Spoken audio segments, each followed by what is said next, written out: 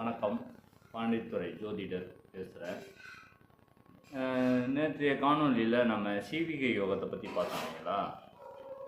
அந்த சீவிகை யோகத்தில் நிறைய மாற்றங்கள் இருக்குது.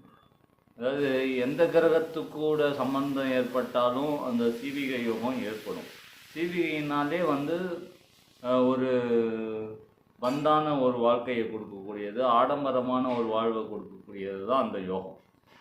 இப்போ ஆடம்பரம் என்பது என்ன பார்த்தீங்கன்னா, ஒரு மாட மாளிகை, பெரிய பங்களா டைப்பான வீடு, நல்ல லக்ஸரி காராக இருக்கிறவங்க தான் ஒரு ஆடம்பர வாழ்க்கையை அனுபவிப்பாங்க இல்லைங்களா.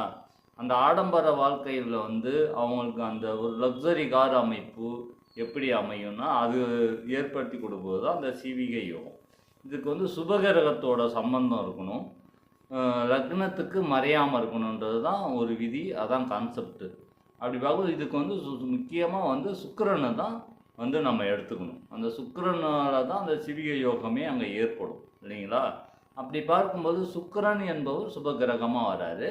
அடுத்த சுபகிரகம்னு பார்த்தீங்கன்னா குரு சுபகிரகம். அடுத்த சுபகிரகம்னு பார்த்தீங்கன்னா புதன், அவர் தனியாக நிற்கணும்.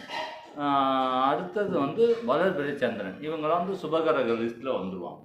இப்படி இருக்கும் பொழுது, அதாவது குரு பகவான் ஆட்சி பெற்ற நிலையில் சுக்கிரனை பார்த்தால், அந்த அமைப்பில் சுக்கிரன் லக்னத்துக்கு மறையாமல் இருக்கும் பொழுது அவங்களுக்கு அந்த யோகம் ஏற்படும், சிவிகை யோகம்.